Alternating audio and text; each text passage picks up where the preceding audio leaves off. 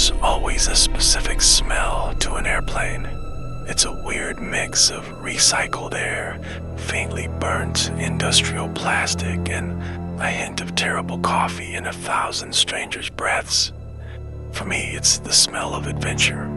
For my wife, Anna, it was the smell of a sealed metal cage that was about to torture her for 14 hours. "You sure you're okay, hun?" I asked, my hands squeezing her ice-cold one. Anna nodded, but her wide hazel eyes told a different story. "I'm fine, Jake, really. It's just, I know." Anna, the love of my life, a woman who could stare down a tense board meeting without blinking, had a peculiar form of agoraphobia. Nighttime agoraphobia. She was terrified of wide-open, empty spaces at night. A vacant field under a starry sky, a deserted beach, or, worst of all, the infinite void outside an airplane window at 35,000 feet. This trip to Japan was our dream. We'd saved for 3 years, planned every single day. Tokyo, Kyoto, the temples, the food. I'm a software developer. She's a project manager.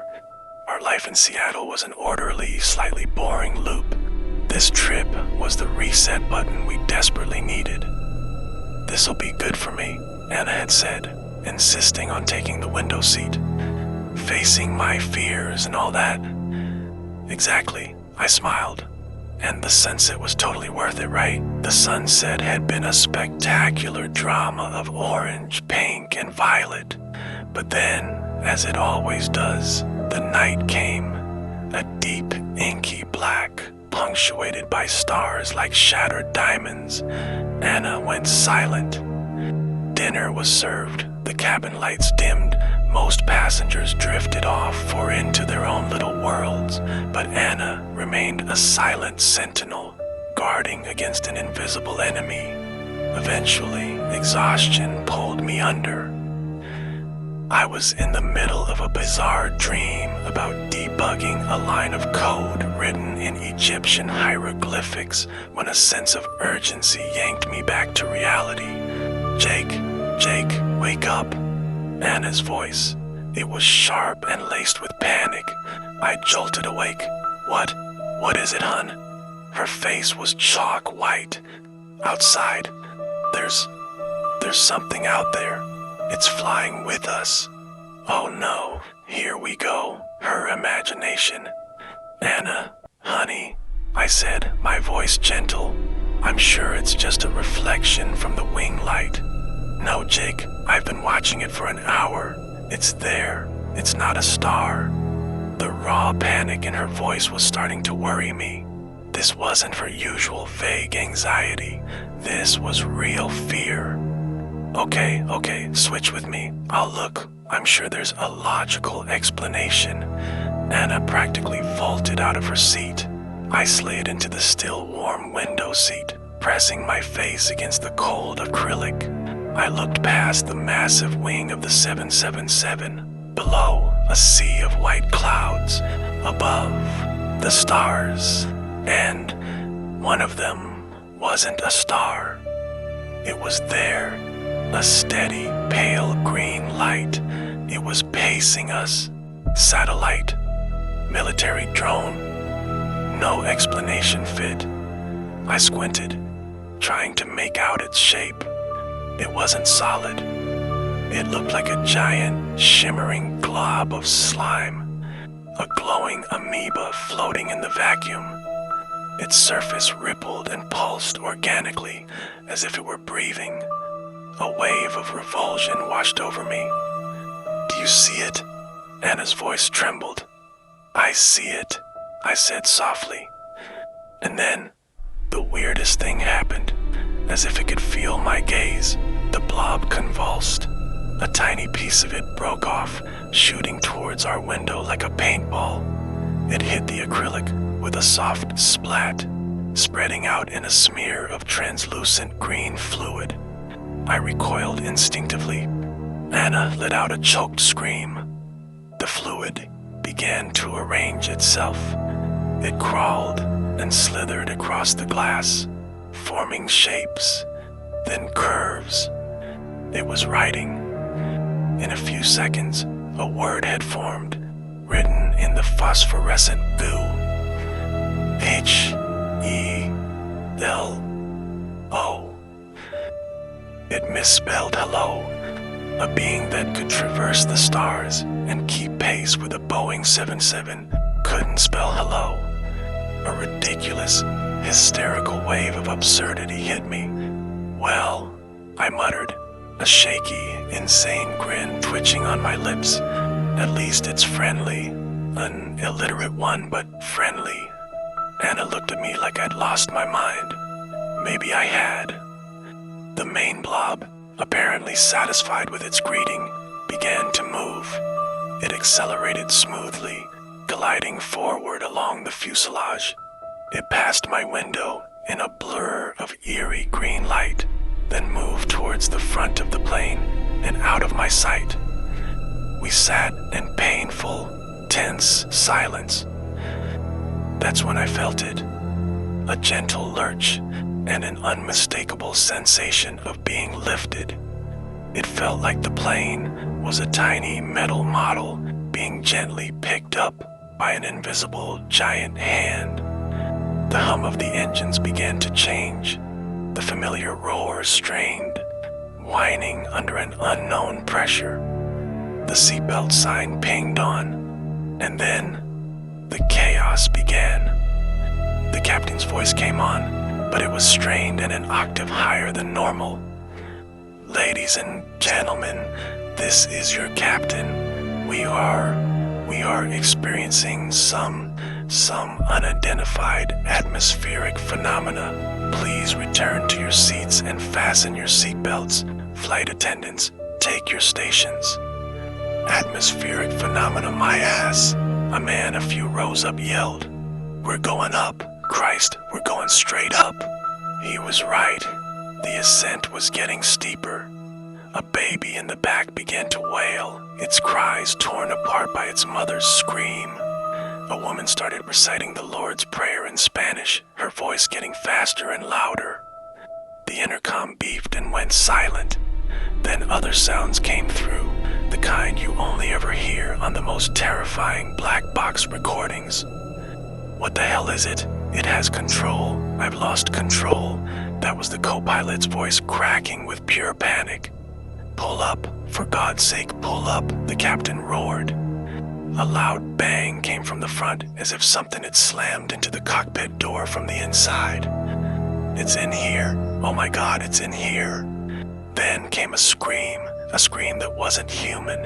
It was high-pitched, piercing, and drawn out, a sound that shredded the nerves, a sound of unimaginable pain and terror.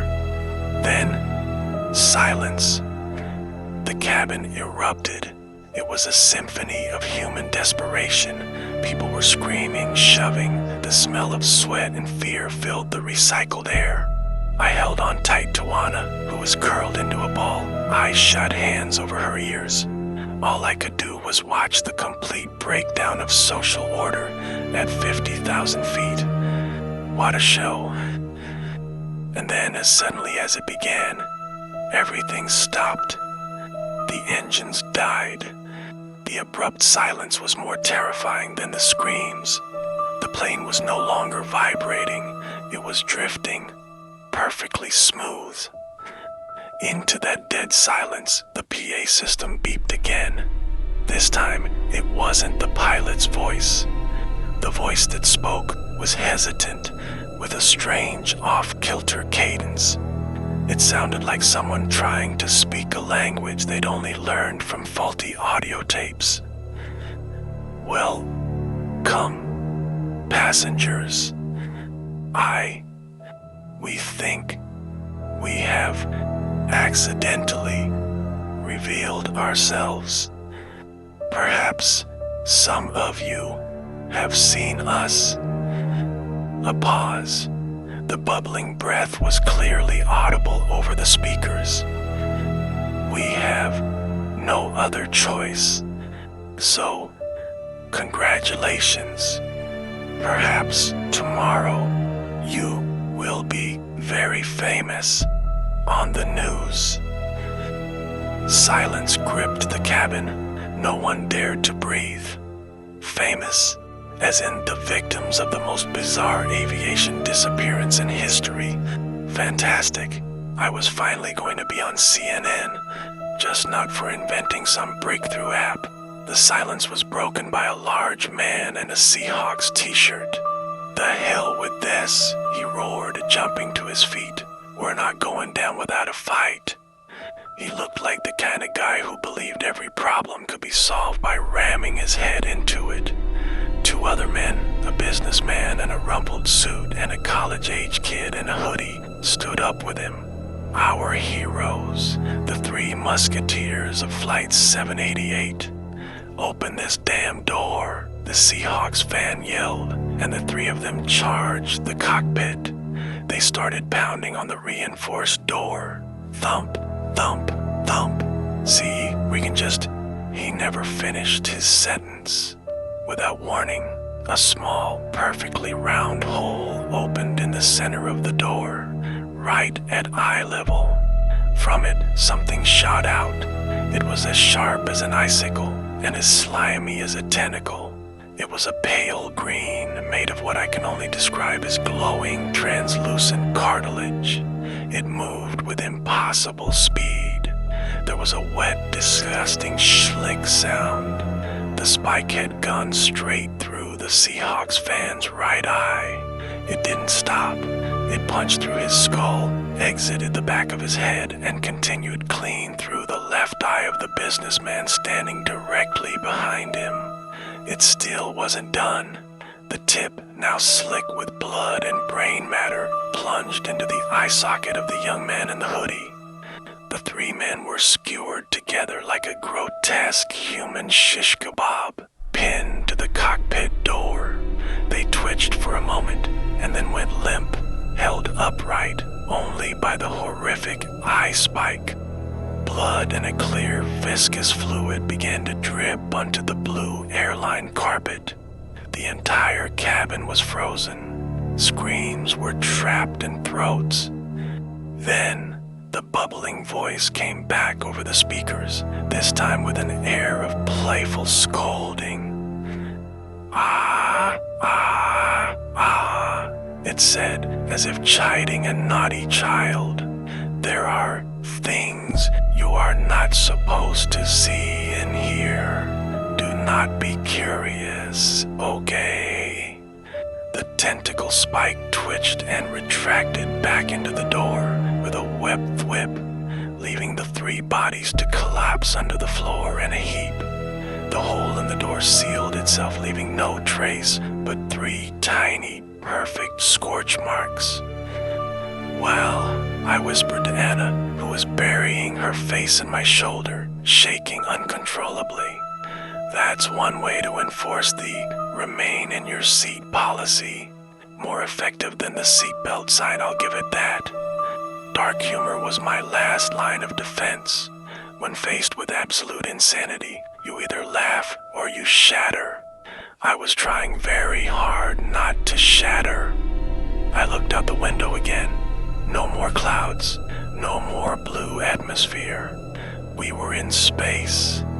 Below us, Earth was shrinking. Our familiar blue and white home, the home of Seattle and Tokyo, of my job and Anna's fears, was now just a large, receding sphere. The green slime thing, our captor, now floated serenely outside, a silent shepherd guiding its metal flock through the pasture of the cosmos. I thought about its greeting, "Hello." Maybe it wasn't a typo. Maybe that was its name. Or maybe it was simply mocking us, a cosmic joke that only it understood. I had always wanted a memorable trip, an adventure to tell stories about. Now I had a story no one on Earth would ever believe, and no way to tell it.